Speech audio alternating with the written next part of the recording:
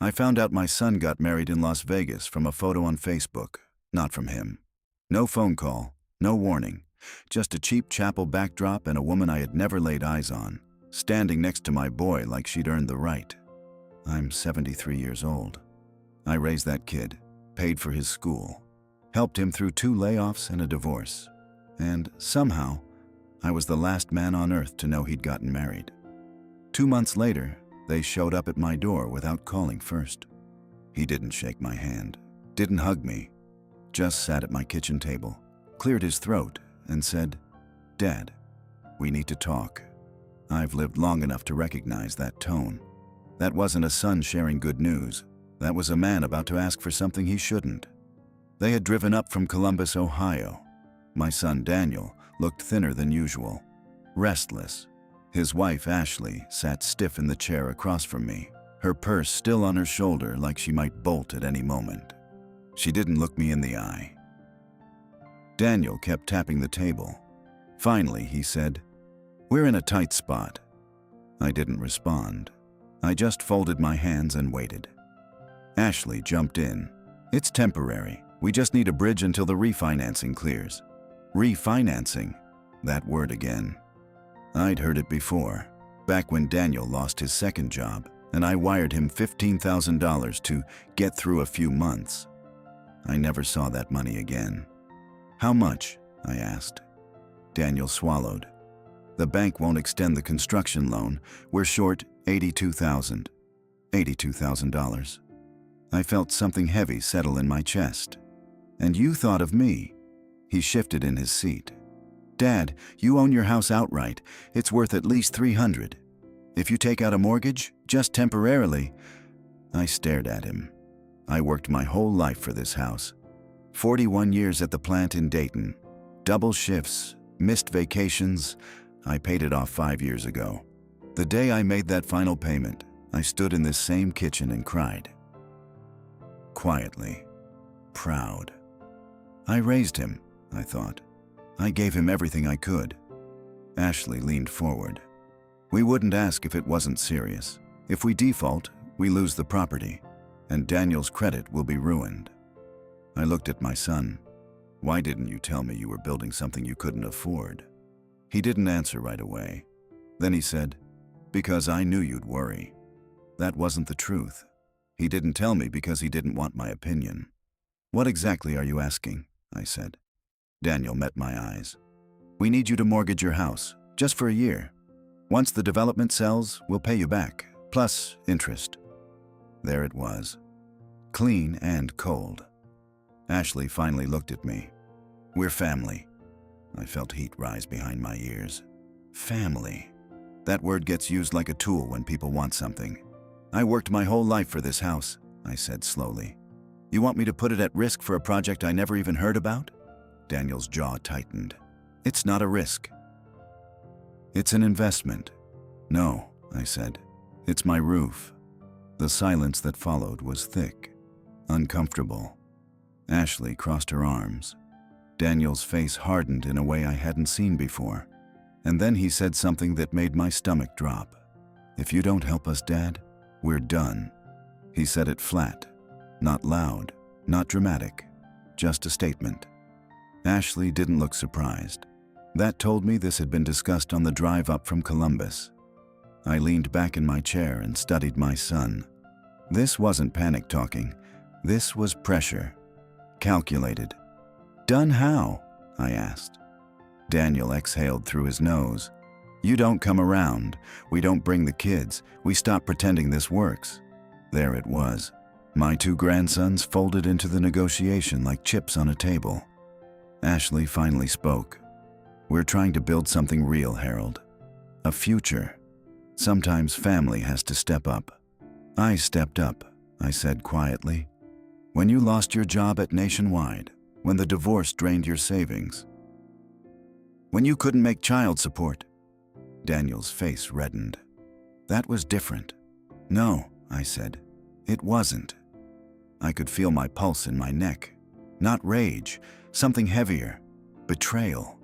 I raised him. I gave him everything I could. This house wasn't just walls and a roof. It was the last solid thing in my life. After my wife died 10 years ago, it was the only place that still felt steady. You're asking me to risk losing my home at 73 years old, I said. If your development fails, the bank doesn't take your land. They take this. It won't fail, Ashley snapped. How do you know? I asked. Silence. Daniel rubbed his forehead. Dad, you don't understand how real estate works. I stared at him. I understand debt. That hit. He shifted again, defensive now. It's just a signature, he said. You're acting like we're asking for your blood. A signature is blood when you're old, I replied. Ashley stood up abruptly. This is unbelievable. My parents co-signed our first loan without hesitation. Then ask them, I said. Her mouth tightened. They can't. I didn't ask why. I didn't need to. If her parents had the ability, they wouldn't be sitting at my kitchen table. Daniel leaned forward, lowering his voice. Dad, if we lose this property, we're ruined. I put everything into it, retirement, savings, credit lines. You didn't tell me that either. I didn't think I had to report every move to you. No, I said. Just the failures. That one landed hard. For a moment, I saw something flicker in his face. Shame, maybe. Then it hardened into resentment. So that's it, he said. You'd rather sit here in your paid-off little house than help your own son. I stood up slowly. I worked my whole life for this house, I said. I won't gamble it because you wanted to impress someone. Ashley's eyes went cold. This isn't about impressing anyone. I looked at the wedding photo in my mind. Las Vegas. No father invited. No family there. You built a life I wasn't good enough to witness, I said. Now you want me to finance it. Daniel pushed his chair back hard enough that it scraped across the tile. You're selfish, he said. I felt that one in my chest, but I didn't move. He grabbed his keys. Ashley was already at the door. Before he stepped out, Daniel turned back to me and said something that changed the air in that room completely. You think this house is safe? Wait until the lien notice shows up with your name on it. The door shut behind him before I could respond. I stood in my kitchen, staring at the spot where he'd been standing. Lien notice. My name on it. At 73 years old, you don't hear words like that lightly. I locked the front door and sat back down at the table. My hands weren't shaking, but my chest felt tight. I've been threatened before in life. Union disputes, layoffs, even a foreclosure scare back in 1982 when interest rates went wild. But never by my own son. I raised him, I said out loud to the empty room. I gave him everything I could. The next morning, I drove down to the courthouse in Dayton. I don't panic. I verify. 41 years in a factory teaches you that. I sat with a clerk and asked if there were any liens filed against my property. She looked it up. Nothing. Clean title, just like it's been since I paid it off. Still, something didn't sit right. So I called a lawyer, an old acquaintance from church, Martin Caldwell. He'd handled my will years back after my wife passed. I told him exactly what Daniel said. Martin was quiet for a long moment. Then he asked, "Did you co-sign anything? Ever? Construction paperwork? Business filings?" "No." "Did you give him access to your personal documents? Social security number? Old tax returns?" I paused. 10 years ago, when Daniel was going through his divorce, I let him stay here for 6 months. He had full access to the house. Filing cabinets, records. "You need to pull your credit report immediately," Martin said. "And we need to check if your name was used as a guarantor without your knowledge." Without my knowledge. That word settled heavy. That afternoon, I went online and requested my credit report. I don't do much online banking, but I know enough. When the report loaded, I felt my stomach drop. There it was. A commercial construction loan out of Columbus, 6 months old. My name listed as secondary guarantor, $85,000. I stared at the screen for a long time. I never signed anything. I never agreed to anything. I worked my whole life for this house. My chest started to burn, not from anger, from disbelief. I called Daniel immediately. He answered on the second ring. What? My name is on your construction loan. Silence. Then, it's just paperwork. The bank needed stronger backing to approve the draw. You forged my name. It's not like that. Did I sign it? Another pause. Longer this time. No, he said quietly. But you would have. That sentence. I'll remember it as long as I live. You would have. You had no right, I said. We're family, he snapped. It's not fraud if we're family. It is to the bank. He started breathing hard. If you report it, you destroy us. I felt something inside me shift. Not rage, not even heartbreak. Something colder. You already did that, I said. Then I hung up.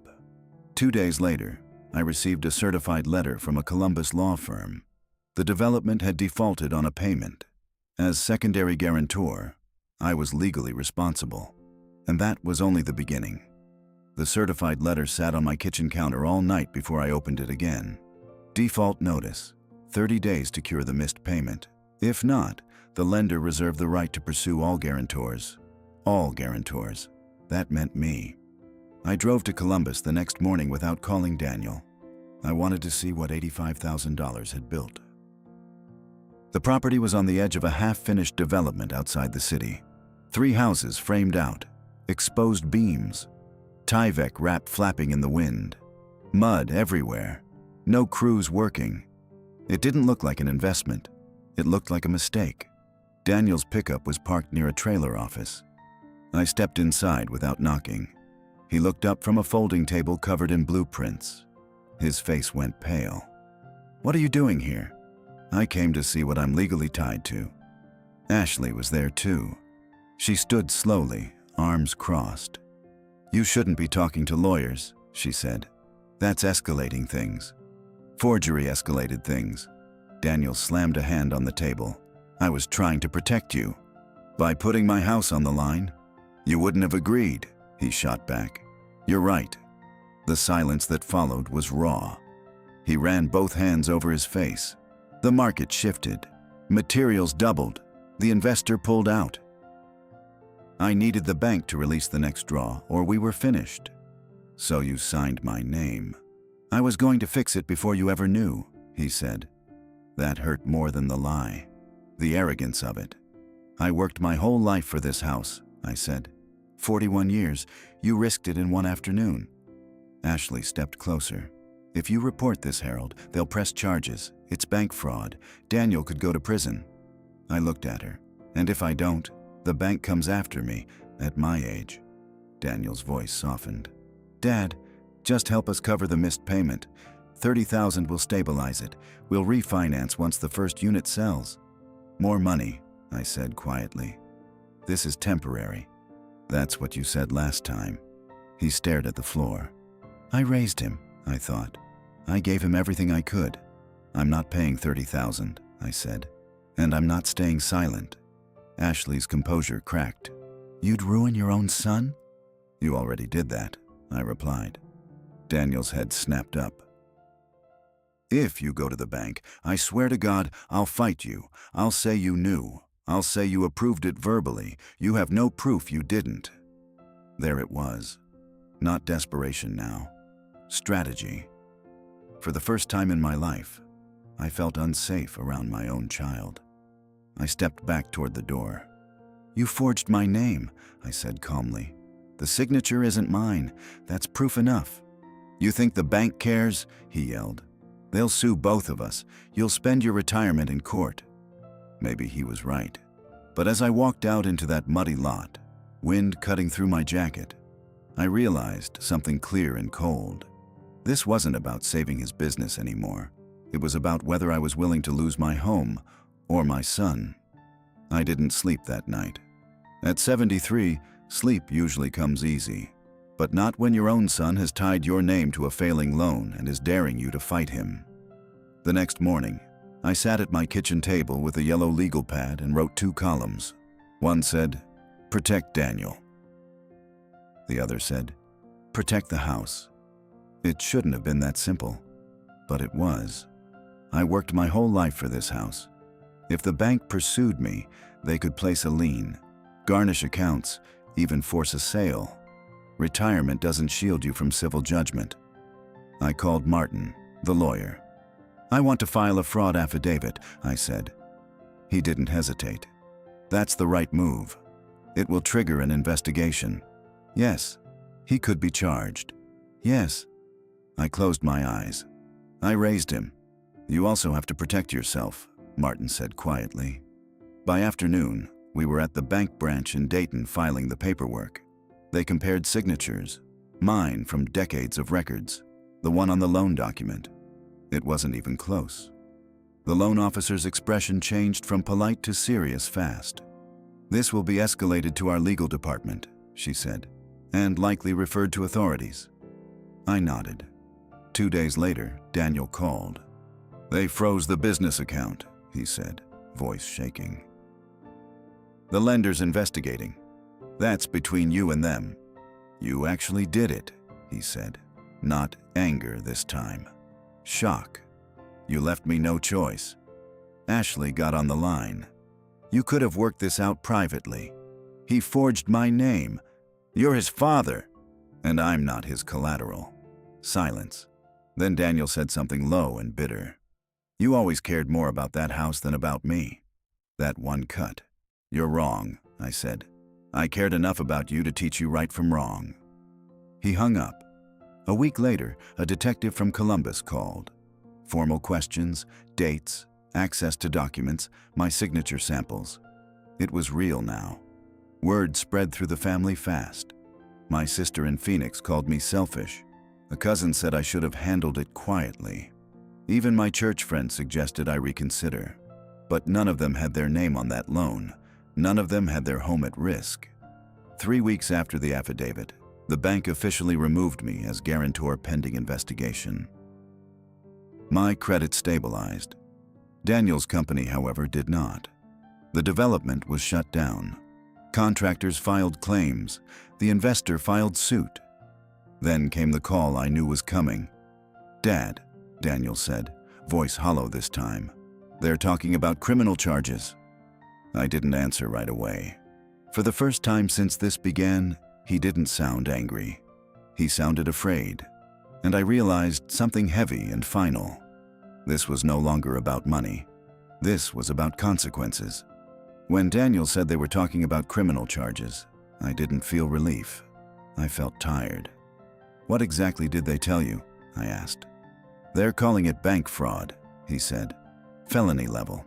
They say the signature analysis is clear. They're asking about intent. Intent? He had signed my name knowingly. That wasn't confusion. That wasn't a clerical error. That's serious, I said. You think I don't know that? He snapped, then softened. Dad, I could lose everything. You already have, I replied. There was breathing on the line. Heavy, controlled. They're offering something, he said finally.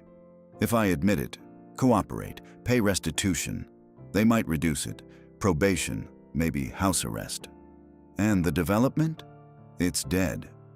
I pictured those half-built frames in the mud outside Columbus, wood rotting before the drywall ever went up. Ashley called me later that evening. You've made your point, she said. No greeting. Daniel's facing indictment. Isn't that enough? I didn't make this happen. You could speak to the bank. Tell them you don't want to pursue charges. It's not my choice anymore. That was the truth. Once the affidavit triggered the investigation, it moved beyond me. You're destroying your own family, she said. I looked around my quiet living room. The same recliner I bought in 1998. The same framed photo of Daniel at 8 years old holding a Little League trophy. I didn't forge anything, I said. She hung up. 2 weeks later, Daniel drove down alone. He didn't come inside at first. He stood on the porch like a stranger, shoulders slumped. No anger left in him. I opened the door. He looked older, not in years, in weight. They offered a plea, he said. 1 count, probation, 5 years, restitution payments. That's better than prison. Yeah. We stood there in silence. "I didn't mean for it to go this far," he said. "It went this far when you signed my name." He swallowed hard. "I thought you'd understand." "I understand desperation," I said. "I don't understand betrayal." That word landed between us. "I raised him," I thought. "I gave him everything I could." "I was trying to build something big," he said quietly. "I didn't want to be small." "You're not small," I said. "You just wanted more than you could afford." He looked past me into the house. "I guess I never saw it as yours," he admitted. "The house. It just felt like ours. It stopped being ours the day you gambled it." He nodded slowly. "I have to report to court next month," he said. "Ashley's furious. Her parents won't speak to me. Investors are suing." Consequences stack fast when they start falling. Before he left, he said something that caught me off guard. "I wish I'd just asked you honestly." I didn't answer that, because if he had asked honestly, I still would have said no. And he knew it. Daniel took the plea deal. In Franklin County Court, he stood in a gray suit that didn't quite fit anymore and admitted to signing my name without authorization. The judge called it intentional financial misrepresentation. He received 5 years probation, restitution to the bank, and a permanent felony record. No jail time. The development property was liquidated at auction for less than half of what was owed. Contractors recovered pennies on the dollar. The investor won a civil judgment against Daniel and Ashley personally. Ashley filed for separation 3 months later. She moved back in with her parents outside Cleveland. The boys stayed with her. Daniel rented a 1-bedroom apartment in Columbus and found work with a regional construction company.